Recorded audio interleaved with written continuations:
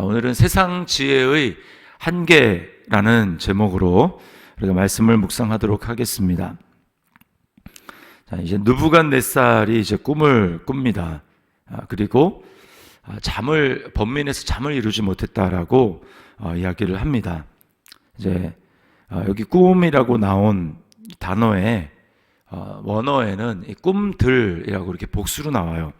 그러니까 이제 꿈을 한 번 꾼 게 아니라 여러 번 이제 연달아서 꿈을 꾸었다라는 것을 암시하고 있습니다. 그리고 우리가 내일 보게 될 거지만, 꿈의 내용을 보게 될 거지만, 그 꿈이 이제 금신상, 그러니까 신상에 관한, 머리는 금이고 뭐 이제 어디는 은이고 이렇게 쭉 내려가지 않습니까? 그 꿈을 여러 번 달아서 꾸었기 때문에, 그리고 너무나 생생했기 때문에 잊어버릴 수가 없습니다. 그래서 마음이 번민해서 잠을 이루지 못했다라고 이야기를 하죠. 창세기에 이제 이집트의 바로가 이제 비슷한 꿈을 연달아 두 번 꾸고, 그 꿈의 내용이 생생하고 중요하기 때문에 번민한 것과 이제 같은 맥락이라고 볼 수 있습니다. 그래서 2절에 보면 바벨론의 지혜자들이 총 출동을 하게 됩니다. 지금으로 얘기하면 집단 지성, 뭐 띵크탱크 뭐 이렇게 얘기를 하죠. 박수, 술객, 점쟁이, 술사, 이런 사람들, 정말 세상의 모든 학문과 지식을 갖춘 박사들, 또 전문가들이 다 모인 것이라고 볼 수 있습니다.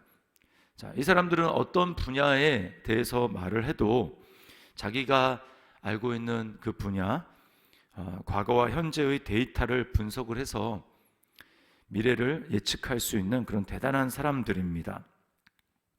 자, 그런데 왕이 지금 바벨론의 느부갓네살 왕이 어떤 요구를 하고 있냐면 5절 말씀에 보면 너희가 만일 꿈과 그 해석을 내게 알게 하지 아니하면, 이렇게 얘기를 합니다. 보통은 꿈의 내용을 알려주고 그 꿈이 어떻게 이제 되는지를 해석을 요구를 하는데, 지금은 꿈을 알려주고 나서 해몽을 하라는 것이 아니라 꿈 자체, 꿈의 내용을 알아맞추고 그리고 해석을 하라는 것입니다. 그렇지 않으면 너희의 생명뿐만 아니라 너희 가족들도 다 멸망시키겠다, 이렇게 이야기를 합니다. 자, 이거는 학자들의 이 견해에 따르면 왕이 이 바벨론에 있는 이 지혜자들을 신뢰할 수가 없기 때문에 시험하고자 했다라고 이야기를 합니다. 그래서 정말 지혜가 있다면 내 꿈도 알아맞출 수 있을 것이다. 그리고 이거 너무나 중요한 꿈이기 때문에 내 꿈을 알아맞추어야 너희가 그 꿈을 바르게 해석하는지 해석하지 않는지를 내가 신뢰할 수 있겠다, 이렇게 이야기를 한 거예요. 자, 이렇게 이야기를 했더니 이제 바벨론의 지혜자들의 답변이 무엇입니까? 10절과 11절에 보면 세상에는 왕의 그 일을 보일 자가 한 사람도 없으므로, 이렇게 이야기를 합니다. 그리고 11절에는 신들 외에는 왕 앞에 그것을 보일 자가 없나이다. 즉 인간의 힘으로는 불가능합니다. 지금 인간의 힘으로 불가능한 것을 왕이 우리에게 요구하고 있습니다 라고 이야기를 합니다. 자, 인간의 힘으로 불가능하다, 그리고 신들 외에는 그것을 보일 자가 없다라고 말하는 것을 통해서 우리는 인간의 지혜의 한계를 보게 됩니다. 세상 지혜의 한계를 보게 됩니다. 오늘날도 보면, 그래서 어떻게 합니까? 연초나 연말이 되면 사람들이 복채를 가지고 자신의 미래를 좀 보기 위해서 점쟁이들을 찾아갑니다.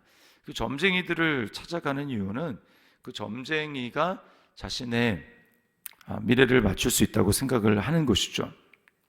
그런데 그 점쟁이도 정말 그냥 점쟁이가 아니라 신이 내린 용한 점쟁이들이 그렇게 맞출 수가 있습니다. 과거를 맞추고, 또 예수를 믿지 않는 사람들 같은 경우에는 본인들이 인정을 하거나 하지 않거나 성경은 그들이 악한 영의 지배를 받는다고 이야기를 합니다. 그래서 그들의 운명을 사실은 맞출 수가 있습니다.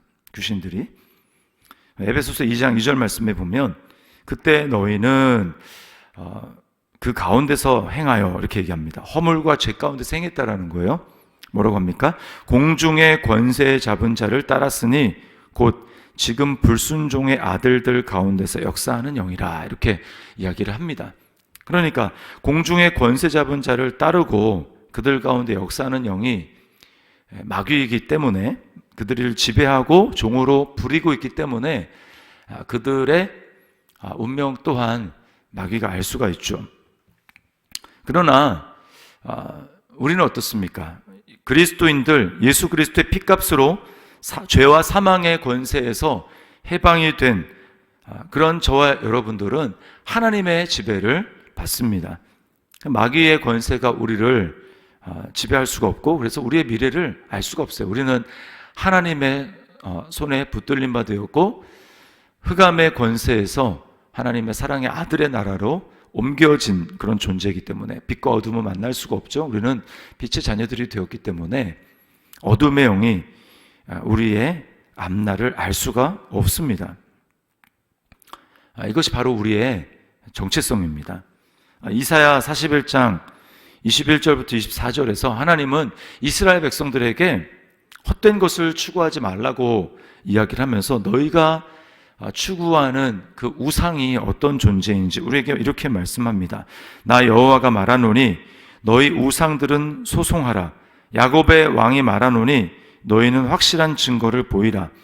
장차 당할 일을 우리에게 진술하라. 우리는 하나님을 말씀합니다. 장차 당할 일을 우리에게 진술하라. 또 이전 일이 어떠한 것도 알게 하라.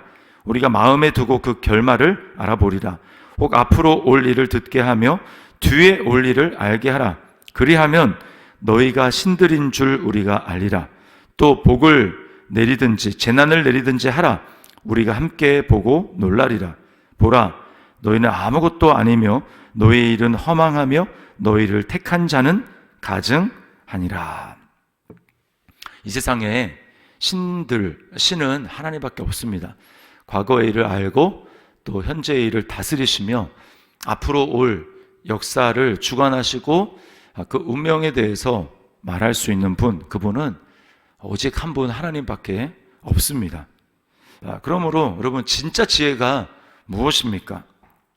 그것은 성경을 통한 하나님의 지혜입니다. 고린도전서 1장과 2장을 읽어보십시오.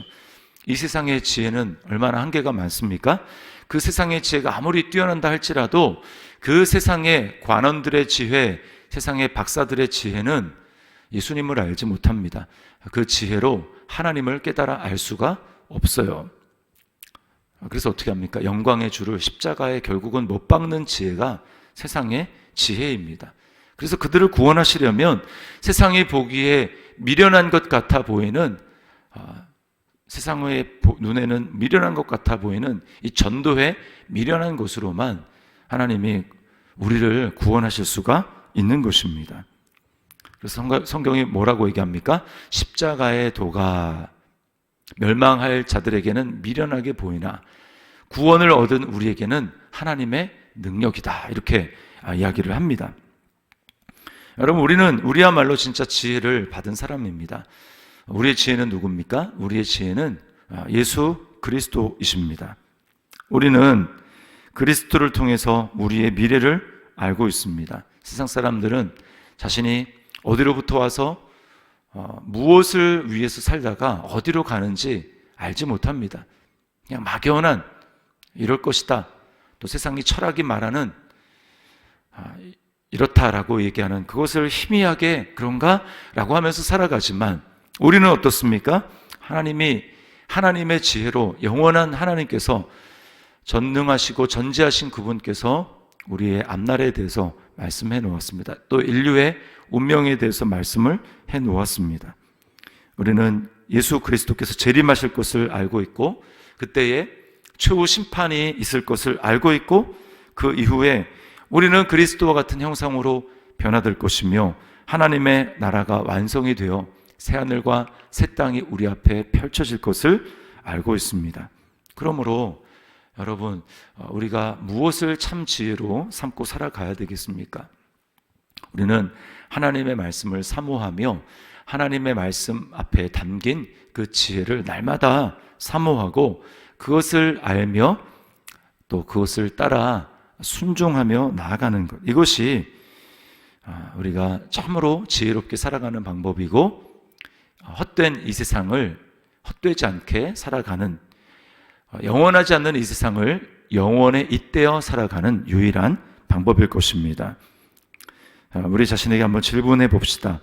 나는 정말 그리스도를 아는 것이 참 지혜요, 하나님의 말씀을 가까이 하고 묵상하는 것이 참 지혜임을 정말 믿고 있습니까? 그러하다면 오늘 나는 어떠한 삶을 힘써야 하겠습니까? 오늘 세상의 지혜의 한계를 분명히 알고 하나님의 지혜를 붙들며 나아가는 우리 저와 여러분의 삶이 될 수 있기를 주님의 이름으로 축원합니다.